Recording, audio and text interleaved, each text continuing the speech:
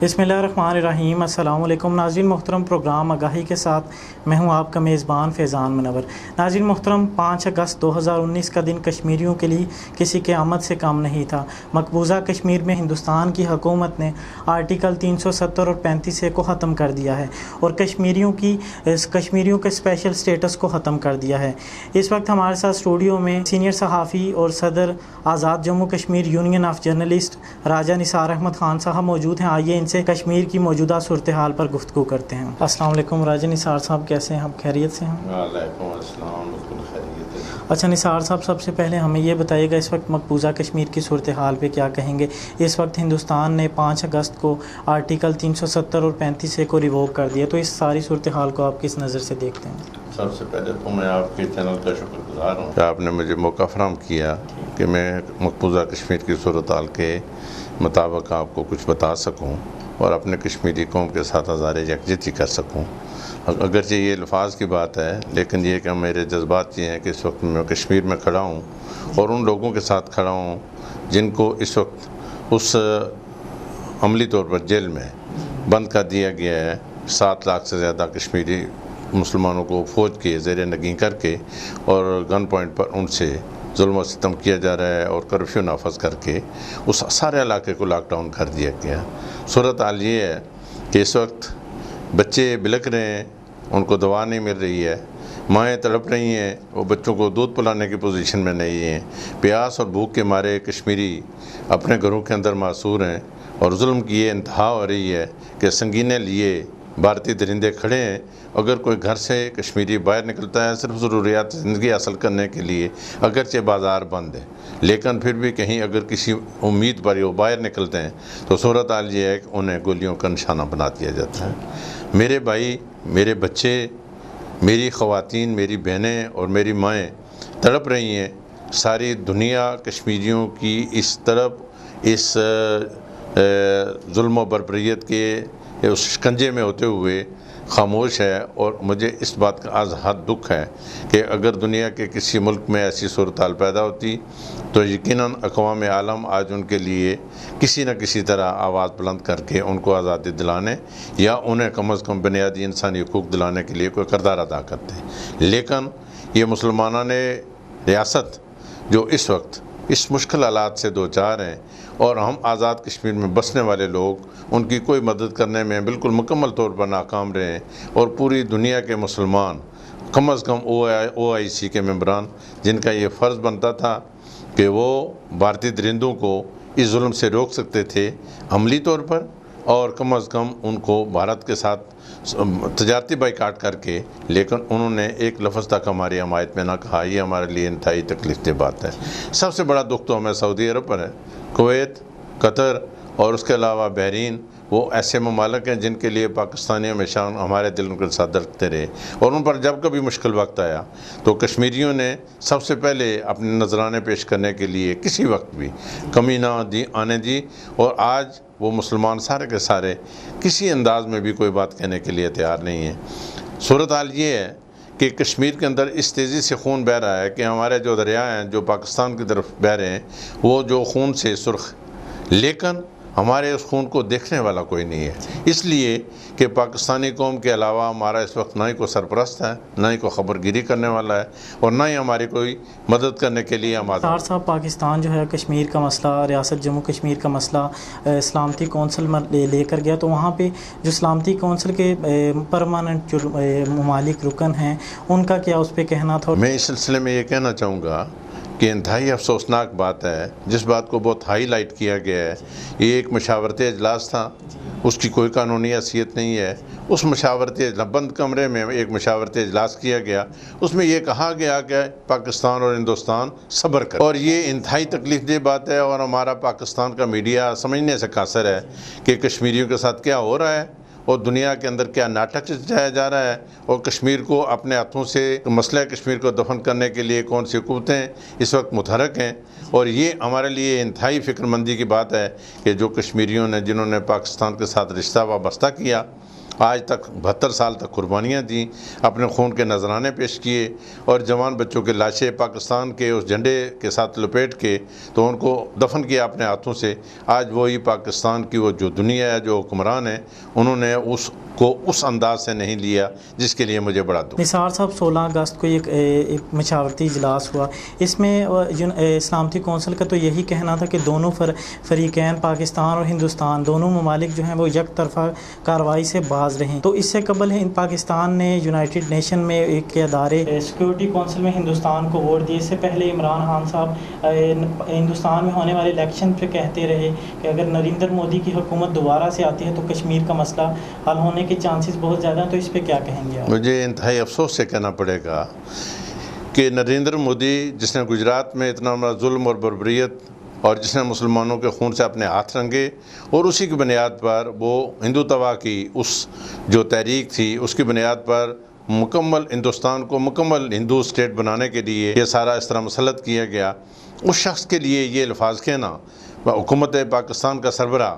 اور پاکستان کی حکمران جماعت کا سربراہ یہ کہے کہ اگر نریندر مودی اقتدار میں آ گیا تو مسئلہ کشمیر حل ہوگا۔ مسئلہ کشمیر تو انہوں نے حل کر لیا ہوگا شاید، لیکن کشمیری جو چاہتے ہیں وہ تو نہ ہو سکا۔ کشمیریوں کا تو روز اول سے یہ مطالبہ تھا کشمیر کا مطلب کیا، لا الہ، اور کشمیریوں نے یہ کہا تھا ہماری ڈیمانڈ کیا، صرف اور صرف انہوں نے آزادی مانگی تھی، اس کے علاوہ اور کوئی بات نہیں کی تھی۔ اور آزادی مانگنے کے بعد یہ کہا تھا کہ ہمارا رشتہ وابستہ ہے تو وہ پاکستان سے ہے۔ اور جناب قائد اعظم نے جب یہ الفاظ کہے کہ کشمیر پاکستان کی شرح ہے، تو کشمیری آج تک اس لفظ کا پہرا دے رہے ہیں اور اللہ کے فضل و کرم سے قربانیاں دے رہے ہیں۔ 72 سال سے اپنے جوان بچوں کی لاشیں، اپنے عزت مآب بیٹیوں کی جو وہ عصمت دری ہو رہی ہے، یہ سب قربانیاں دے رہے ہیں۔ اور یہ دنیا میں کوئی مثال نہیں ملتی کہ اتنی لمبی تحریک جو اتنے طویل عرصہ تک بغیر کسی امداد کے، بغیر اخلاقی امداد کے، بغیر مادی امداد کے، بغیر فوجی امداد کے، کسی طرح کی ہم ان کی مدد نہ کر سکے، انہوں نے پھر بھی پاکستان کے ساتھ ایک اپنا تعلق جوڑ رکھا ہے، اور آج بھی وہ پاکستان کے لیے اپنی جانیں نچھاور کر رہے ہیں۔ لیکن یہاں سے جو کچھ ہو رہا ہے، میرا خیال ہے جو آنے والا مورخ ہے وہ اس تاریخ کو جب لکھے گا تو آج کے جو حکمرانوں نے جو کردار ادا کیا ہے یہ سیاہ حروف میں لکھا جائے گا، بلکہ اس کو بدترین الفاظ میں لکھا جائے گا، جنہوں نے کشمیریوں کے ساتھ وفا کرنے کے بجائے براہ راست بے وفائی کی ہے۔ اور مجھے اس کا افسوس ہے کہ کشمیری قربانیاں دے رہے ہیں پاکستان کے لیے، اور پاکستانی حکمران، یہاں ہمارا وزیر خارجہ یہاں بیٹھا ہے اور ملیہ لودھی وہاں ہمارا کیس پیش کر رہی ہے کہ ہمارے وزیر خارجہ کو وہاں جا کے ان دنیا کے ان اقوام کے سربراہوں سے ملنا نہیں چاہیے تھا، وزرائے خارجہ سے نہیں ملنا چاہیے تھا، مسئلہ کشمیر کو پیش نہیں کرنا چاہیے تھا۔ یہ 50 سال بعد جو پیش ہوا، کیا پیش ہوا ہے؟ ایک مشاورتی اجلاس ہوا ہے، اس پر یہ شادیاں بجا رہے ہیں کہ ہم نے بہت کامیابی حاصل کر لی۔ یہ کامیابی نہیں ہے، یہ ایک تقسیم کشمیر کا ایجنڈا ہے۔ میں بانگ دھول کہنا چاہتا ہوں کہ تقسیم کشمیر کا ایجنڈا ہے جس پر عمل کرنے کے لیے یہ صرف ہماری آنکھوں میں دھول جھونکنے کے لیے کیا جا رہا ہے۔ جس طرح کسی زمانے میں بنگلہ دیش بنانے میں ہمارے ہی اپنے سیاستدانوں کا ہاتھ تھا، اور انہوں نے ایسی حرکت کی کہ عوام کے ایک دفعہ جذبات مشتعل کیے، اور پھر اس کے بعد ان کو کول ڈاؤن کرنے کے لیے 1974 میں اسلامی سربراہی کانفرنس بلا کے لوگوں کی توجہ ہٹا دی، اور بالکل اسی طرح کا ایک ڈرامہ رچایا جا رہا ہے۔ میں یہ کہنا چاہتا ہوں آپ کے چینل کی وساطت سے، وہ دنیا کو یہ پیغام دینا چاہتا ہوں کہ کشمیریوں کے ساتھ ایسا ظلم نہیں کرو۔ اچھا، وزیر اعظم عمران خان کے دورہ امریکہ کے صدر ڈونلڈ ٹرمپ نے کہا تھا کہ ثالثی کی پیشکش کی تھی جموں کشمیر کے حل کے لیے، تو آپ کیا سمجھتے ہیں کہ اس وقت جو کچھ مقبوضہ کشمیر میں ہو رہا ہے اس کے پیچھے اسی ثالثی کا کردار تو نہیں؟ میں تو سمجھتا ہوں یہ پہلے سے پری پلانڈ پروگرام تھا، جس کو عملی شکل دینے کے لیے یہ موصوف وہاں تشریف لے گئے، اور پھر وہاں جا کے انہوں نے جن باتوں کو ان کو ضمانت چاہیے تھی وہ دے آئے۔ اور کشمیر کا قضیہ آپ یہ سمجھیں کہ پاکستان کے ان حکمرانوں کے ہاتھوں دفن ہو رہا ہے۔ اس وقت ہم لوگ میر پور آزاد کشمیر میں موجود ہیں، آزاد کشمیر میں موجود ہیں۔ اس وقت ہماری آئینی پوزیشن کیا ہے، آئینی سٹیٹس کیا ہے ہمارا؟ میں آپ کو عرض کروں کہ آزاد کشمیر کی حکومت تو پھیلی حکومت ہے، اس کے اختیار میں کوئی چیز نہیں ہے، نہ ہی ہمارے حکمران کچھ کر سکتے ہیں اور نہ ان کے بس کی کوئی بات۔ اس وقت آزاد کشمیر کے میڈیا کو، آزاد کشمیر کے سیاستدانوں کو مسئلہ کشمیر کے حل کے لیے کیا کردار ادا کرنا چاہیے؟ سیاستدان تو اپنی جگہ الگ بیٹھے ہیں، ان کے لیے تو میں کچھ کہنا نہیں چاہتا، اس لیے کہ ان کا کردار جو ہے نا اس وقت وہ بڑا خطرناک ہے، اور مجھے بہت دکھ ہو رہا ہے کہ اس میں چند لوگ ایسے ہیں جو اقتدار کی بھیک مانگنے کے لیے ایسی خاموشی انہوں نے اختیار کی ہوئی ہے. کل تک تو وہ مسئلہ کشمیر کو اپنی وہ زندگی کا مسئلہ کہتے تھے, آج وہ اس طرح بھیگی بلی بنے ہوئے بیٹھے ہیں اور وہ مسئلہ کشمیر پر بات کرنے کے لیے تیار ہی نہیں. آپ کے سامنے ہے, میں کہنا نہیں چاہتا, اس لیے اگر میں نام لوں گا تو شاید یہ جملہ مترضع ہوگا. لیکن ایک بات بہت کلیئر کہنا چاہتا ہوں کہ ہمیں میڈیا والوں کو جن کی یہ ذمہ داری بنتی ہے اور جن کا کشمیریوں کا پرسان حال سوائے میڈیا کے کوئی باقی نہیں بچا ہے. یہ کہنا چاہتا ہوں کہ کشمیری قوم کی آواز کو دنیا تک پہنچانے کے لیے جتنے بھی چینلز ہیں ان کو چاہیے کہ یہ ہماری آواز دنیا تک پہنچائیں. یہ احسان عظیم ہوگا پاکستانی قوم کا اور حکومت پاکستان کا کہ یہ ہمارے وکیل بن کے ہمیں یہ موقع فراہم کریں کہ ہم دنیا کو بتا سکیں ہمارے ساتھ ظلم کیا ہو رہا ہے. نثار صاحب, آپ نے وکیل کی بات کی. پاکستان اس وقت کشمیر کا ریاست جموں کشمیر کا وکیل ہے, کشمیر کے کیس کا وکیل ہے, تو اس وقت ہمارے وکیل کو مسئلہ کشمیر کو حل کروانے کے لیے کیا کردار ادا کرنا چاہیے؟ 73 سال گزر چکے ہیں سارے معاملے. بلا شبہ اس میں کوئی شک نہیں ہے, لیکن اس میں عالمی سازشیں ملوث رہی ہیں اور اس میں ہمارے پاکستان کی حکومتوں نے جو بھی کردار ادا کیا وقتاً فوقتاً کوشش یہ کی ہے کہ مسئلہ کشمیر کو حل کیا جائے, لیکن اس کے درمیان کچھ ایسے بریک ڈاؤن آ گئے جس کی وجہ سے جہاں سے مسئلہ شروع ہوتا تھا وہیں جا کے ختم ہو جاتا رہا. آج بھی صورتحال یہی ہے کہ کشمیری تو قربانیاں دے رہے ہیں اور اس امید پر دے رہے ہیں کہ پاکستان کی طرف سے ہمیں اخلاقی, مالی اور ہر طرح کی مدد جو آئے گی, لیکن بدقسمتی ہے کہ ہماری طرف سے انہیں کوئی مدد نہیں مل رہی ہے. اچھا, آپ کی کیا سمجھتے ہیں ایز اے صحافی کہ پاکستان کی کشمیر پالیسی کیا ہے؟ اس وقت وزیر امور کشمیر و گلگت بلتستان جو ہیں وہ امین گنڈا پور ہیں, تو پاکستان کی کشمیر پالیسی کے بارے میں کہتے ہیں؟ مجھے افسوس ہے کہ اس سے پہلے بھی صورتحال یہی رہی کہ کشمیر کمیٹی کے چیئرمین مولانا فضل الرحمان صاحب کو بنا دیا گیا. ہمارے لیے بڑے محترم ہیں, عالم دین ہیں, لیکن وہ مسئلہ کشمیر سے سرے سے نابالغ تھے اور پھر انہیں کشمیر کا جغرافیہ نہیں تھا پتہ, اور ایک طویل عرصہ تک وہ کشمیر کمیٹی کے چیئرمین رہے. کشمیر کمیٹی بنائی اسی خاطر گئی تھی کہ مسئلہ نوابزادہ نصر اللہ کے بعد کسی نے بھی مسئلہ کشمیر کو نہ سمجھنے کی کوشش کی اور نہ ضرورت محسوس کی کہ اس مسئلہ کو کہیں دنیا کے سامنے اجاگر کیا جائے. آج مجھے یہ امید لگی ہے کہ فخر امام جو ہیں وہ کم از کم مسئلہ کشمیر کو سمجھتے ہیں اور مسئلہ کشمیر کو ویسے چیئرمین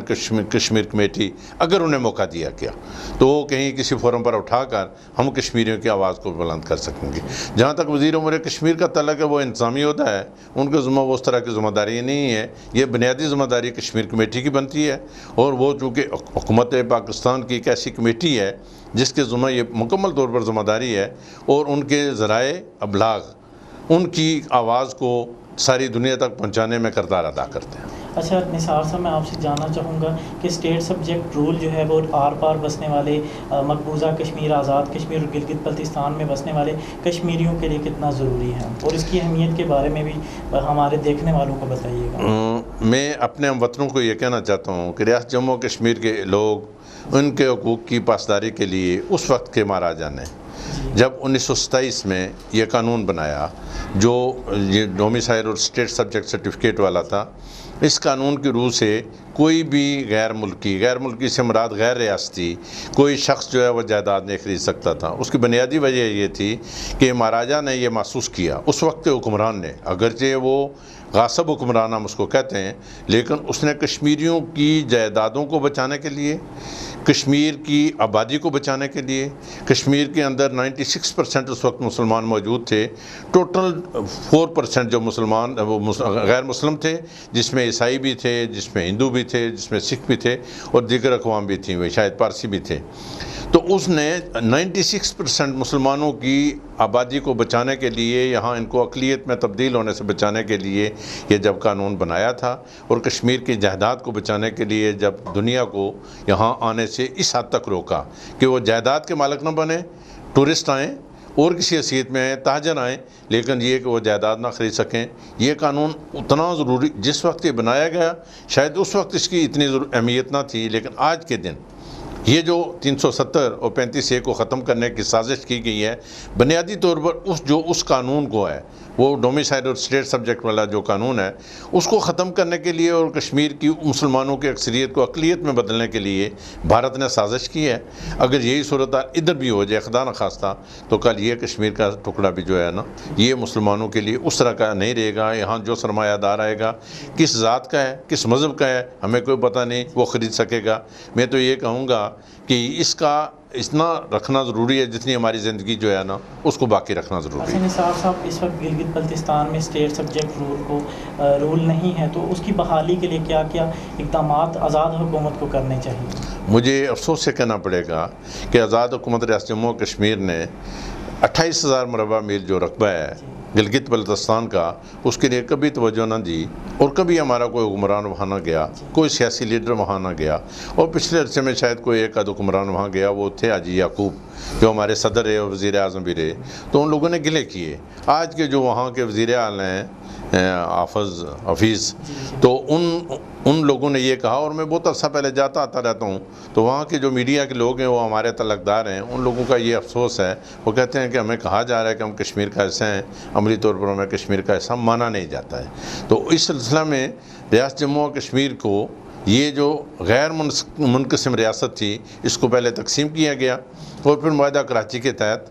48 میں جب پاکستان کے حوالے کیا گیا تو عارضی انتظام و انصرام کے لیے, اور ان الیکٹڈ پریزیڈنٹ سردار محمد ابراہیم خان مرحوم نے وہ جو دستخط کیے تھے وہ عارضی انتظام اور انصرام کے لیے دیا تھا. قطعاً ایسی کوئی بات اس معاہدہ کراچی میں موجود نہیں جس کی روح سے یہ اسٹیٹ سبجیکٹ کا جو ہے قانون اس کو معطل کیا جائے یا منسوخ. نثار صاحب یہ بتائیے گا, اس وقت آرٹیکل 370 اور 35A کے ختم ہونے کے بعد ریاست جموں کشمیر کی کیا پوزیشن ہے, اور جو آزاد کشمیر کے وزیر اعظم ہیں راجہ فاروق حیدر خان, وہ کیا اس 84,471 مربع میل پر پھیلی پوری ریاست کے وزیر اعظم ہیں؟ میں کہنا چاہوں گا کہ مقبوضہ کشمیر کے اندر جو ہے جو صورتحال آج ڈیولپ ہوئی ہے اس کے مطابق تو ہمیں اس وسیع و عریض رقبہ سے معروم ہونا پڑا ہے جو ریاست جموں و کشمیر کا رقبہ تھا, اور ہندوستان نے عملی طور پر اس کو اپنی اس حکمرانی کے اندر ایک تو جہاں وہاں کی جو اسمبلی بنائی وہ بالکل تو پھیلی, اور جو لداخ کا علاقہ ہے اس کو براہ راست وفاق کے تابع کر دیا. اس کا مطلب یہ ہوا کہ اب وہ ریاست جموں و کشمیر کی قانونی اور وہ حیثیت باقی نہ رہی جس کے لیے ہم آج سے 72 سال پہلے جس پوزیشن میں تھے وہاں وہ پوزیشن برقرار نہیں رہی ہے. اب موجودہ صورتحال میں جو ہمارے وزیر اعظم ہیں وہ تو 4,000 مربع میل کا رقبہ ہے, جس کے لیے وزیر اعظم ہے اسی کے لیے الیکشن ہوتا ہے. جو عبوری ایکٹ 1974 ہے اس میں کہیں مقبوضہ کشمیر کا ذکر موجود نہیں ہے. آپ تو پڑھے لکھے حضرات ہیں, ساری دنیا جانتی ہے کہ مقبوضہ کشمیر کے لیے کچھ بھی نہیں کہا گیا, گلگت بلتستان کے لیے کچھ بھی نہیں کہا گیا. تو جب 28,000 مربع میل کو ہم نے خود جو ہمارے پاس موجود ہے اس کو ہم نے چھوڑ دیا, تو پھر مجھے بتائیں کہ ریاست جموں و کشمیر کا وزیر اعظم کتنے رقبے کا مالک ہے, وہ کس کا حکمران ہے؟ وہ 4,000 مربع میل کے جو آئینی اور قانونی اختیارات اس کو دیے گئے اس کے اندر وہ پابند ہے. اس کے علاوہ نہ وہ بات کر سکتا ہے, نہ وہ گلگت بلتستان میں اس کا وہ حق اور استحقاق حاصل ہے جو ہمارے یہاں اسے قانونی اور آئینی طور پر حاصل ہے. اچھا, اس وقت مقبوضہ کشمیر میں آرٹیکل 370 اور 35A کو ختم کر دیا گیا, تو کیا وہ تمام معاہدے جو ہندوستان اور پاکستان کے درمیان ہوئے تھے, وہ معاہدہ جو مہاراجہ نے الحاق عارضی طور پہ الحاق ہندوستان کے ساتھ کیا, تو وہ تمام معاہدے ختم ہو چکے ہیں؟ وہ تو مکمل طور پر 370 کے ختم کرنے کے بعد اور 35A کے ختم کرنے کے بعد کوئی بھی معاہدہ جسے وہ علاقے ہندوستان کی دستاویز کہتے ہیں وہ, یا اس کے بعد اگر کوئی اسمبلی نے وہ جو علاقے ہندوستان کی 1954 میں جو قرارداد پاس کی اس کی کوئی قانونی حیثیت نہیں ہے, وہ مکمل طور پر منسوخ ہو. نثار صاحب, آخری سوال آپ سے کروں گا کہ اس وقت پاکستان کو, ہمارے وکیل کو مسئلہ کشمیر کے حل کے لیے کیا کردار ادا کرنا چاہیے, اور OIC کو کیا کردار ادا کرنا چاہیے, اور ہمیں بحیثیت کشمیری آزاد کشمیر, ہم بیس کیمپ اس کو کہتے ہیں, ہمیں کیا کردار ادا کرنا چاہیے, آپ کیا تجویز دیں گے؟ پہلے تو میں کشمیریوں کی بات کروں گا کہ کشمیریوں کو اس وقت ساری دنیا میں ہمارے کشمیری محنت مشقت کے لیے دنیا میں موجود ہیں. ہمارے جتنے لیگل فورم ہیں دنیا کے اندر ان کو یہ چاہیے اور میں یہ درخواست کروں گا ان سے کہ وہ آزاد کشمیر کے اندر بسنے والے یا مقبوضہ کشمیر کے وہ لوگ جو اس وقت دنیا میں موجود ہیں مقبوضہ کشمیر سے باہر، ان کے ساتھ مل کے ایک کوارڈینیشن کا انتظام کرنا چاہیے، اور ہمیں ایک دستخطی مہم شروع کرنا چاہیے ریاست جموں و کشمیر کے اندر لوگوں کی، اور ان لیگل فورمز پر پہنچانا چاہیے۔ مثلا برطانیہ میں ہمارے جو ہے وکلاء کا اور بیرسٹرز اور قانون دانوں کا ایک فورم موجود ہے، ان تک پہنچانا چاہیے تاکہ وہ عالمی عدالت انصاف میں، ہیومن رائٹس کے عدالتوں میں، اور جہاں دنیا اور اقوام متحدہ میں اور سیکورٹی کونسل میں جہاں مسئلہ کشمیر اس وقت ہمارا پینڈنگ موجود ہے بلا شبہ، اور ابھی اس کو تھوڑا بہت ضرور بوسٹ اپ ملا ہے، اور میں یہ کہنا چاہوں گا کہ چلو اگرچہ مشاورتی اجلاس تھا نہ ہونے کے برابر تھا، لیکن ایک مسئلہ تو دوبارہ وہ معاہدہ شملہ اور معاہدہ لاہور اور دوسرے کم از کم وہ تو انڈو ہوگی، اور ایسی صورتحال میں ہمیں چاہیے کہ ہم ریاست جموں و کشمیر کے اندر بسنے والے جو کشمیری ہیں ہمیں ضلع وار ایسی کمیٹیاں بنانا چاہیے تاکہ ہم دستخطی مہم شروع کر کے ہم وہاں ہمارے جو لیگل فورم ہیں وہ جنیوا میں موجود ہیں، برسلز میں موجود ہیں، وہ فرانس میں موجود ہیں، وہ یورپی یونین میں موجود ہیں، وہ برطانیہ میں موجود ہیں، امریکہ میں موجود ہیں، بلکہ پوری دنیا میں موجود ہیں اللہ کے فضل و کرم سے۔ تو جہاں جن فورمز پر ہمیں معاملہ اٹھانا چاہیے تو اقوام متحدہ میں اور سیکورٹی کونسل میں اس مسئلہ کو تحریری یادداشتوں کے ذریعے قانونی راستہ اختیار کر کے لے جانا چاہیے تاکہ ہم اپنا مسئلہ کشمیر خود پیش کر کے اپنے مقدمے کے لیے پیروی کرنے کے لیے ان لوگوں کو آگے لائیں جو ہماری دنیا، جو بیرونی دنیا میں بیٹھ کے پاکستان کا کشمیر کا مقدمہ اس وقت پیش کر رہے ہیں۔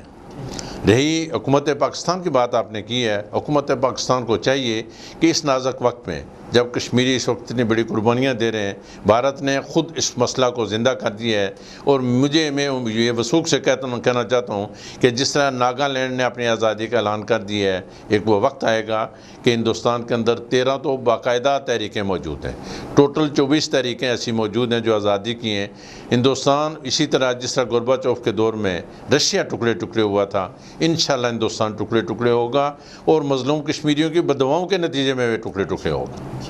اچھا نثار صاحب، اس وقت جہاں جہاں دنیا بھر میں کشمیری آپ کو ٹیلی ویژن سکرینز پر دیکھ رہے ہیں، انہیں کیا پیغام دیں گے؟ میرے کشمیری بھائیوں سے جو دنیا کے اندر محنت مشقت کے غرض سے، کاروبار کے غرض سے یا کسی اور مقصد کے لیے دنیا میں جا کے پناہ گزین ہیں یا موجود ہیں، ان کا یہ حق بنتا ہے، ان کی آواز میں طاقت ہے، وہ مسئلہ کشمیر کو مقدمہ کی صورت میں تیار کر کے اقوام عالم میں لے جائیں اور ہر فورم پر اس کو اٹھائیں، اور جس انداز سے اس وقت کشمیری اٹھا رہے ہیں میں ان کو مبارکباد دیتا ہوں کہ انہوں نے مسئلہ کشمیر کو ایک عرصے کے بعد زندہ کر دیا ہے، اور جس انداز میں یہ مظاہرے ساری دنیا میں ہو رہے ہیں اور کشمیر کا جھنڈا اٹھا کے ہو رہے ہیں، یہ مبارکباد کے مستحق ہیں وہ لوگ، اور انہیں اپنا مقدمہ خود پیش کرنا چاہیے، اور اگر ان کی پشت پناہی پاکستان کرتا ہے تو وہ ہمارا وکیل ہے، ان کا فرض بنتا ہے، اور بابا قوم کا یہ حکم ہے، اس فرمان کی تعمیل انہیں کرنا چاہیے۔ بہت شکریہ نثار صاحب، شکریہ جی، بہت مہربانی، بہت مہربانی۔ ناظرین محترم، جنگ خود ایک مسئلہ ہے، جنگ کیا مسئلوں کا حل دے گی؟